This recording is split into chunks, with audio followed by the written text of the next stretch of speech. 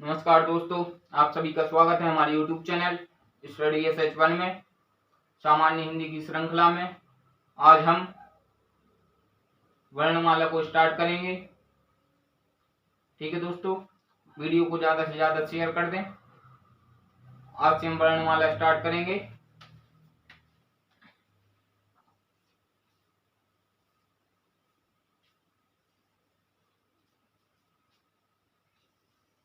वर्णमाला। ठीक है दोस्तों, वर्णमाला क्या है? वर्णों के व्यवस्थित समूह को वर्णमाला कहते हैं। ठीक है, वर्णमाला में पहला अक्षर है वर्ण। इसको समझते हैं अब हम। वर्ण क्या है? वर्ण को हम दूसरे नाम से जानते हैं। कौन से नाम से? वर्ण को ध्वनि के नाम से जानते हैं। ध्वनि क्या है? भाषा की सबसे छोटी मौखिक इकाई ध्वनि है। भाषा की सबसे छोटी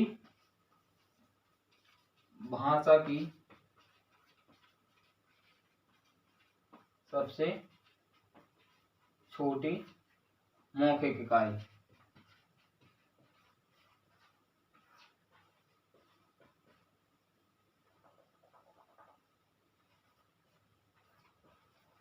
भाषा की सबसे छोटी मौखिक इकाई ध्वनि है।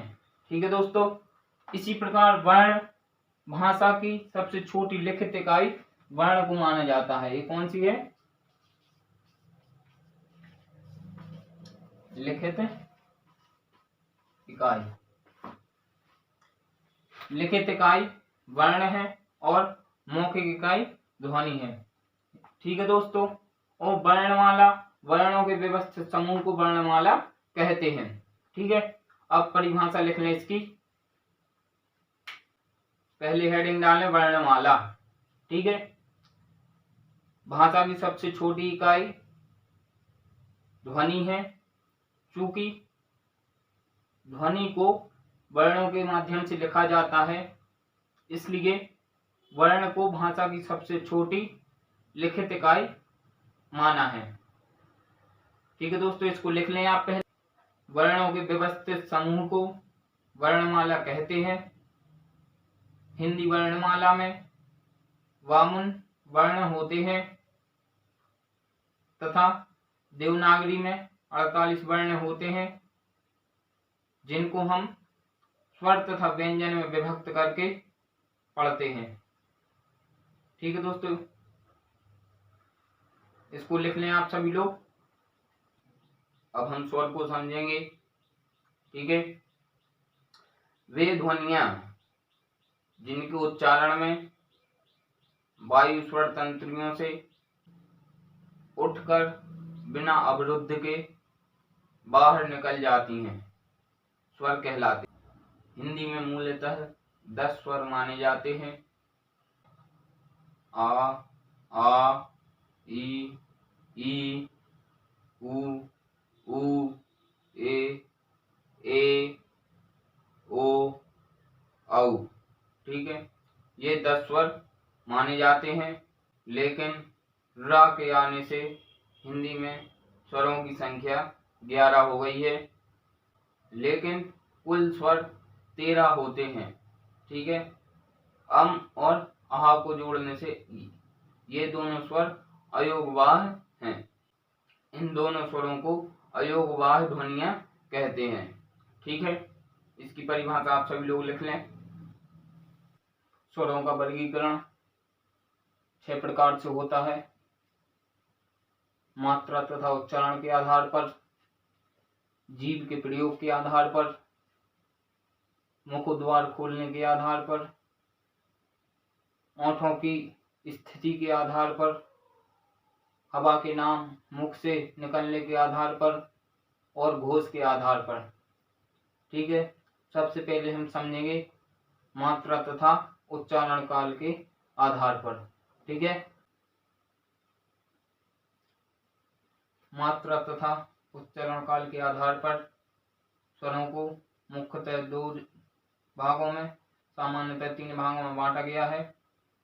ठीक है, सबसे पहले समझेंगे ह्रस्व स्वर, ठीक है,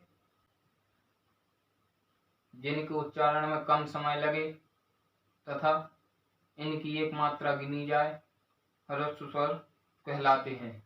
इनको मूल स्वर भी कहते हैं। जैसे आ, छोटा आ, ई, ऊ, ठीक है, और रा, ये ह्रस्व स्वर कहलाते हैं। ठीक है, ये क्या कहलाते हैं? ह्रस्व स्वर कहलाते हैं। ठीक है, अब इसके बाद दीर्घ या संयुक्त स्वर, जिनके उच्चारण में अधिक समय लगे तथा जिनकी दो मात्राएं गिनी जाए, उसे दीर्घ स्वर या संयुक्त स्वर कहते हैं। ठीक है, जैसे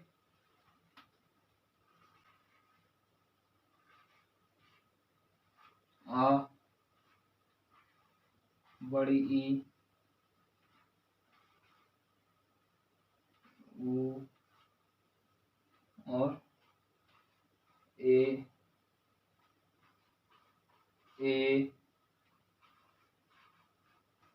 ओ, औ। ठीक है, ये दीर्घ या संयुक्त स्वर कहलाते हैं। अब इसके बाद विलुप्त या विलुप्त स्वर, ठीक है, जिनके उच्चारण में दीर्घ स्वर से भी अधिक समय लगे, उसे विलुप्त या विलुप्त स्वर कहते हैं। इनका उपयोग नाटक तथा संवादों में किया जाता है। जैसे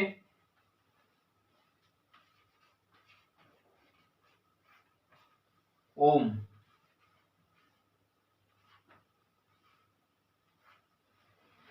ओम, इसके बोलने में अधिक समय लगता है। ओम, इसको उच्चारण में दीर्घ स्वर से भी अधिक समय लगता है, इसलिए इसे विलुप्त या विलुप्त स्वर कहते हैं।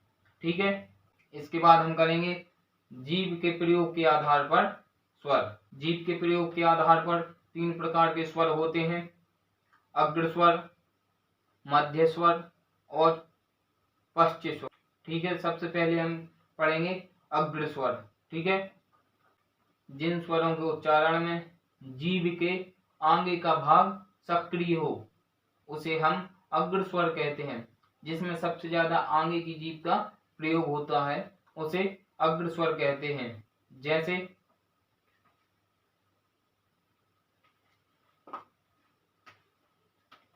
जैसे छोटी, बड़ी, ए। ठीक है, ये सब अग्र स्वर के अंतर्गत आते हैं। इसमें आगे की जीभ सक्रिय होती है। ठीक है, अब हम मध्य स्वर के बारे में पढ़ेंगे। जिन स्वरों के उच्चारण में जीभ का मध्य भाग सक्रिय हो, बीच का मध्य भाग सक्रिय हो, उसे मध्य स्वर कहते हैं। जैसे आ बोलने पर बीच की जीभ सक्रिय होती है। ठीक है, आ का उच्चारण बीच की जीभ के सक्रिय होने से होता है। जैसे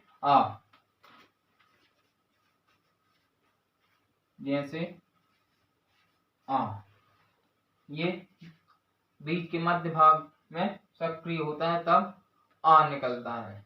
ठीक है, इसके बाद पश्च स्वर पढ़ेंगे। जिन स्वरों के उच्चारण में जीभ के पीछे का भाग सक्रिय हो, उन्हें हम पश्च स्वर कहते हैं।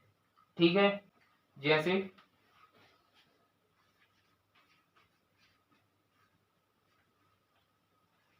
बड़ा आ, ऊ,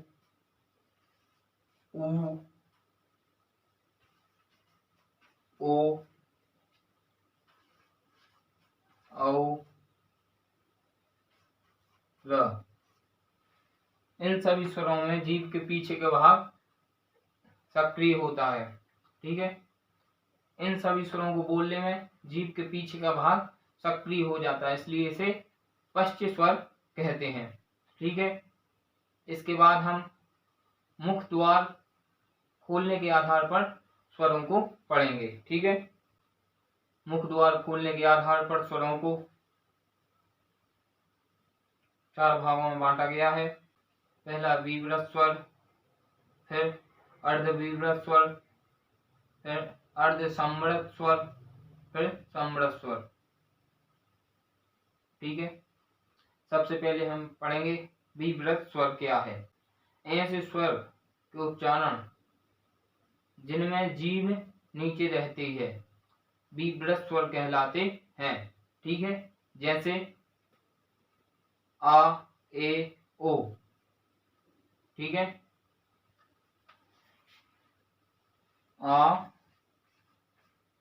ए, ओ, इन सभी स्वरों में जीभ नीचे रहती है। इसके बाद अर्ध विवृत स्वर, अर्ध विवृत स्वरों के उच्चारण में जीभ नीचे रहती है लेकिन ऊपर उठी रहती है, मतलब बीच से थोड़ा सा नीचे रहती है जीभ। ठीक है, जैसे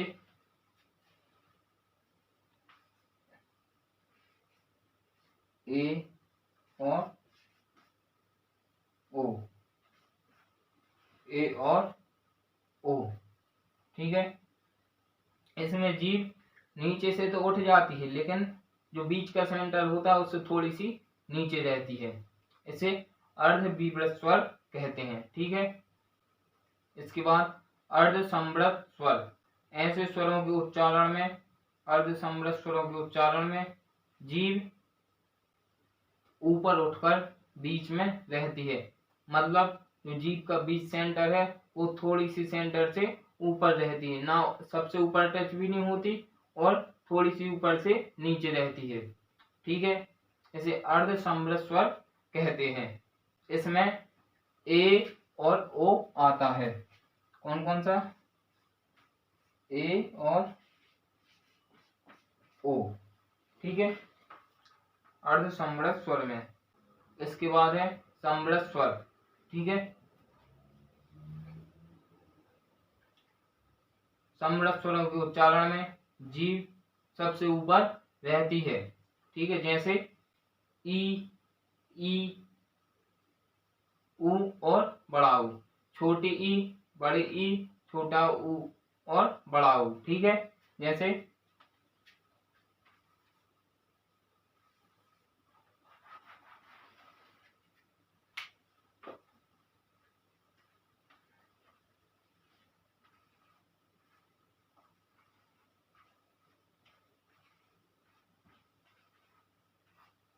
ठीक है, ये सब। इसके बाद चौथा नंबर है ओंठों की स्थिति के आधार पर स्वर। ठीक है, ओंठों की स्थिति के आधार पर स्वर दो प्रकार के होते हैं। ओंठों की स्थिति के आधार पर स्वर दो प्रकार के होते हैं। ठीक है, वृत्तमुखी और अवृत्तमुखी। ठीक है, सबसे पहले हम समझेंगे वृत्तमुखी। जिन स्वरों के उच्चारण में ओंठ गोलाकार हो जाते हैं, वृत्त के समान ओंठ हो जाते हैं, उसे हम वृत्तमुखी कहते हैं। ठीक है, जैसे कि ऊ, बड़ा ऊ, ओ और औ, इसमें ओंठ वृत्त के आकार के हो जाते हैं। ठीक है, इसके बाद हम अवृत्तमुखी को समझेंगे। जिन स्वरों के उच्चारण में ओंठ वृत्तमुखी या गोलाकार नहीं होते हैं उसे हम अवृत्तमुखी स्वर कहते हैं। जैसे आ, बड़ा आ, ई, बड़ी ई। ठीक है, ये सब अवृत्तमुखी स्वर में आते हैं। ठीक है, इसके बाद हवा के नाम या मुंह से निकलने वाले स्वर, इसके आधार पर स्वर दो प्रकार के होते हैं, जैसे अनुनासिक स्वर और निर्नुनासिक स्वर। ठीक है, पहले हम पढ़ेंगे अनुनासिक स्वर। अनुनासिक स्वर में, अनुनासिक स्वरों के उच्चारण में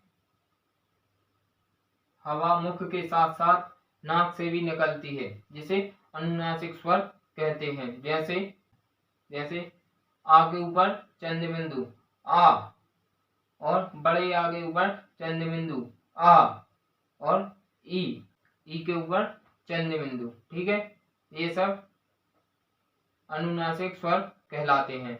इसके बाद निर्नुनासिक स्वर। ठीक है, जिन स्वरों के उच्चारण में हवा केवल मुख से निकले उसे हम निर्नुनासिक स्वर कहते हैं, जैसे कि आ ई।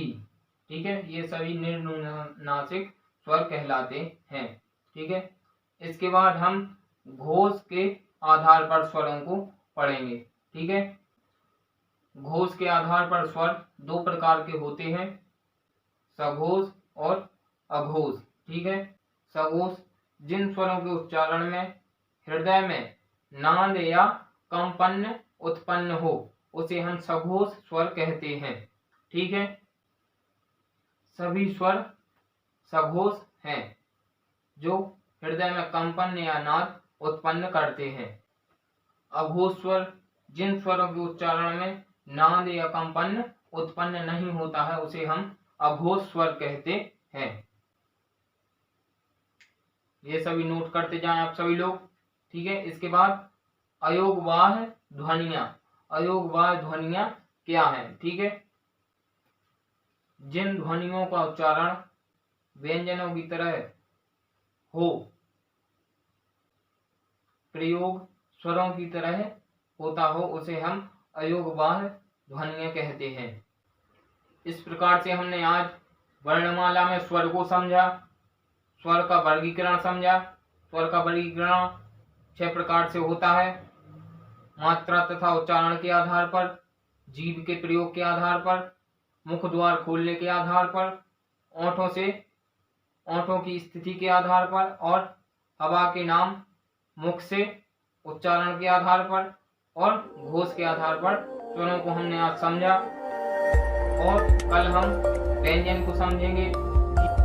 सभी लोग वीडियो को ज़्यादा से ज़्यादा शेयर करें, वीडियो को लाइक करें और सामान्य हिंदी की श्रृंखला में जो वीडियो प्रतिदिन डल रही हैं उन वीडियो को अधिक से अधिक देखें और हमारे YouTube चैनल स्टडी SH1 में को सब्सक्राइब करें और बेल आइकन जरूर दबाएं ताकि हमारे आने वाले वीडियो आप तक जल्द से जल्द पहुंच सकें। इसी भावना कामना के साथ सभी को जय हिंद।